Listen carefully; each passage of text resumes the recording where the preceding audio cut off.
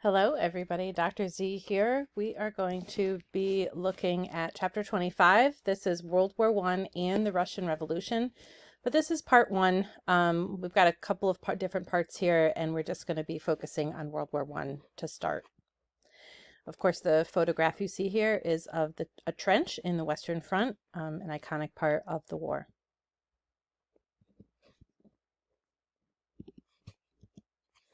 So some of the basics, right? We call World War I. Obviously, it's also referred to as the First World War. The generation that came out of that war tends to call it the Great War. Okay, and a misnomer, of course, was that after that war, people called it the war to end all wars. That turned out obviously to be true because there is World War II. It is a global military conflict. It's a mostly European war for 4 years between 1914 and 18.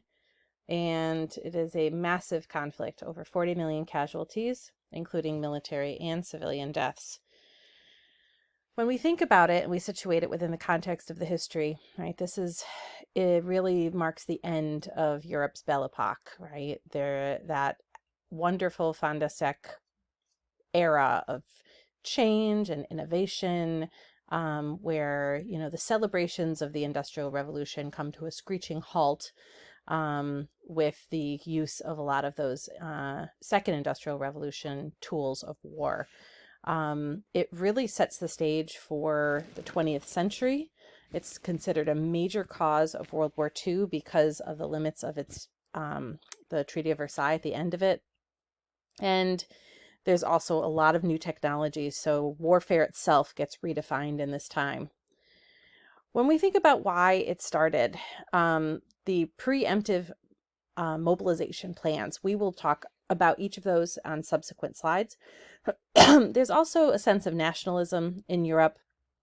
We've talked about that in the 19th century, right? But that leads to a sense of competition, right? And there's a lot of popular enthusiasm leading up to the war. There's also new technologies and an arms race, as we've seen with many of those weapons used in the scramble for Africa.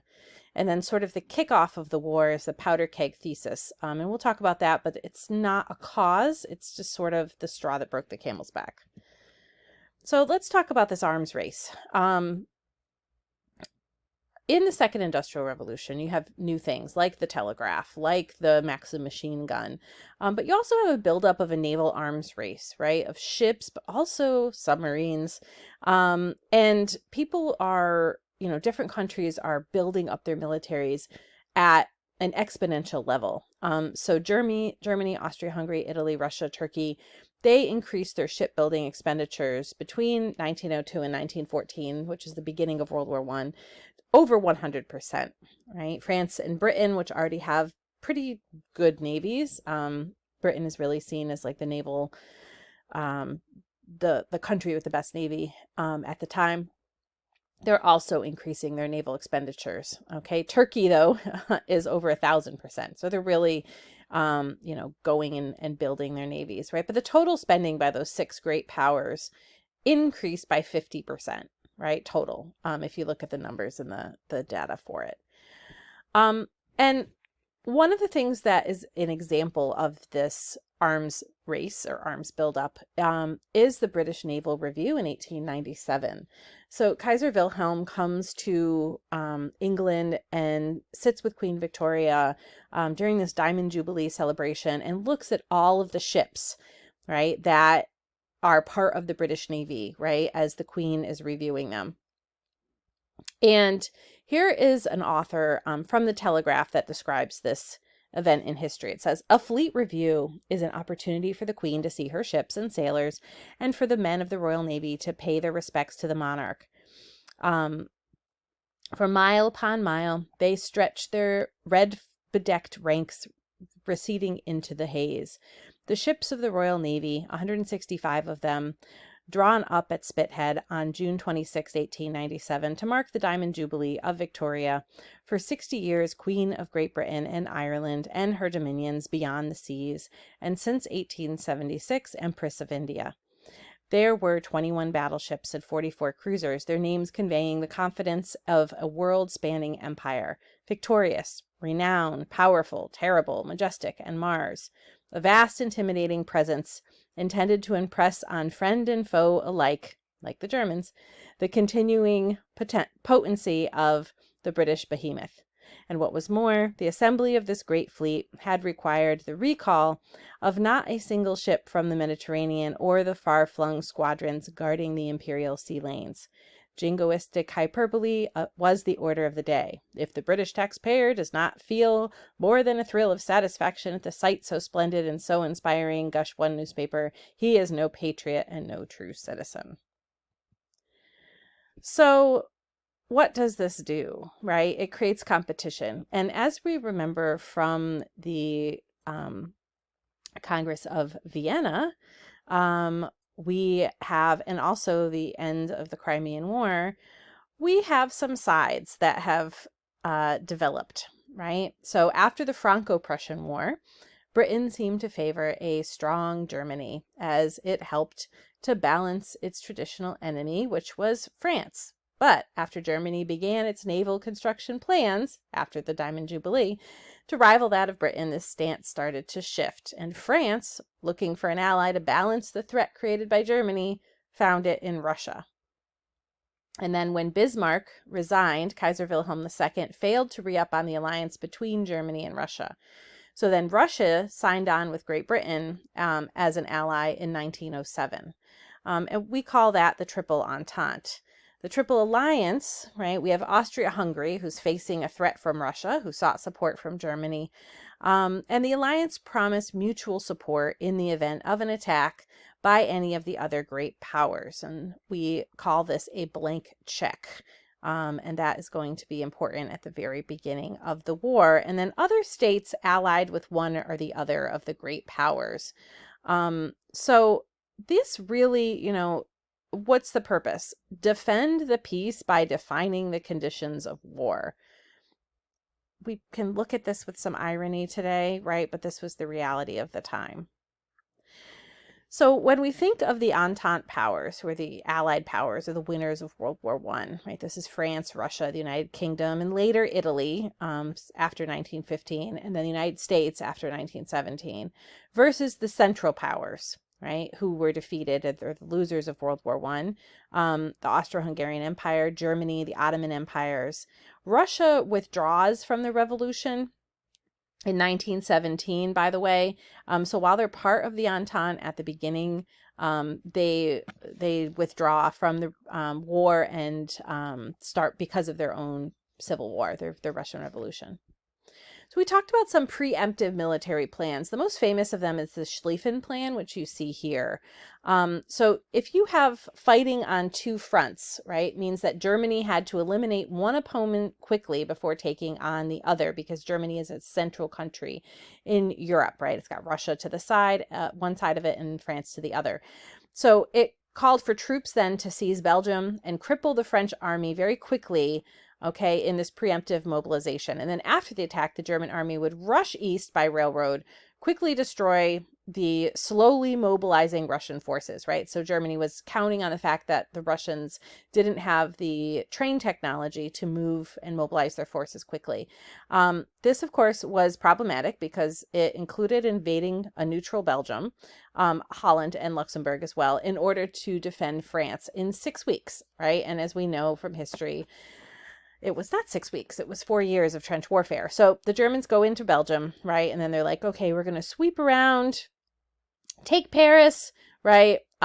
Take this part, and then we're going to come back through Germany, right? And in 6 weeks, it'll all be over. And that was the German plan. France also had a plan. It was called Plan 17. And this envisioned a quick thrust through Alsace and Lorraine, the territories that Germany had taken in the Franco-Prussian War, into Germany's industrial heartland, which would, in theory, cripple Germany's ability to wage a modern war. But if Paris is heading and putting all of its directions eastward towards Germany, then Paris ends up undefended. So that's a problem as well. Russia also had a plan. It was called Plan 19. This foresaw a mobilization of its armies against both Austria-Hungary and Germany. So an otherwise In other words, they said, let's mobilize before the war is even declared in order to move troops faster because of our limited railways.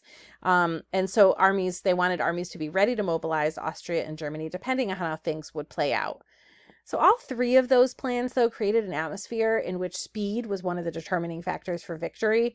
Elaborate timetables were prepared. Once mobilization began, can you actually turn back? And that's why these preemptive mobilization plans are a cause of the war, because they're like getting the war going. And then how do you stop that war machine once it's moving? Also, the plans of France, Germany, and Russia were all biased towards the offensive, right? In clear conflict with improvements for defensive firepower and entrenchment. No one had trench warfare yet, so they really weren't sure, and this was an oversight in the planning part of it. Another cause of the war is the enthusiasm for the war. So lots of Europeans had military education. There were parades throughout European capitals that were motivated by nationalism, right, and an excitement, right? This sense of patriotic, like every country is thought that they were the best, right? And I put on there, thanks, social Darwinism, right? So, because of the victories in the scramble for Africa, the Europeans had a real inflated sense of possibility, right? They, with the exception of Italy, most European countries thought, like with these new weapons, war is easy. It'll be quick. It'll be exciting. And also there was a sense in the fin de siècle that young people were lazy, that they were degenerate, and that war would strengthen the unity of the country and, be good for the country. So this brings us then to the assassination. This is the powder keg thesis. This is the assassination of the Archduke Franz Ferdinand and his wife. So there's a man named Gavrilo Princip. He's a Bosnian Serb student, and he's the assassin who kills the Archduke and his wife. The Archduke is an heir to the Austro-Hungarian throne in Sarajevo. And this is June 28th, 1914, so summer of 1914. Princip was a member of the Black Hand, which was a group of students, workers, and some peasants, Croats, Muslims, and intellectuals who wanted to free the Slavic populations from Habsburg control. And the Habsburgs had issues with being an multi-ethnic empire. In the world of nations and nationalism, right? That self-determination of the peoples was rising up. And so the Black Hand is very much a nationalist group. Princip believed that they were being held in colonial servitude by Austria-Hungary. So they're taking nationalism and colonialism and sort of conflating them together as ideas motivating him.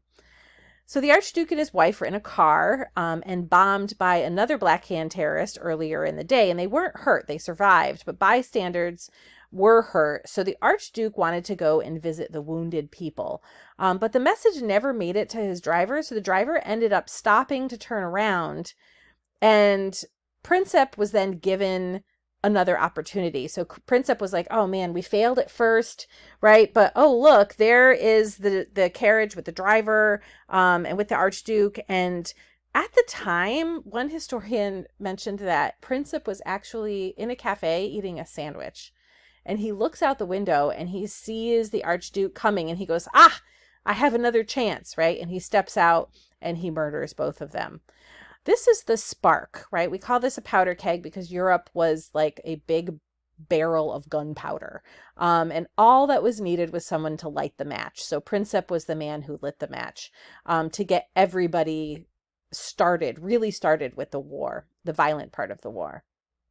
Now, this, of course, could have been prevented if another Austrian diplomat had taken a hint from a Serbian diplomat who warned him someone's gun may be loaded, right? So the Austrians had a warning of this. And Austria-Hungary then, after this, demanded action by Serbia, right, to punish those responsible. And when Austria-Hungary deemed that Serbia had not punished them, had not complied, then Austria-Hungary declared war on Serbia.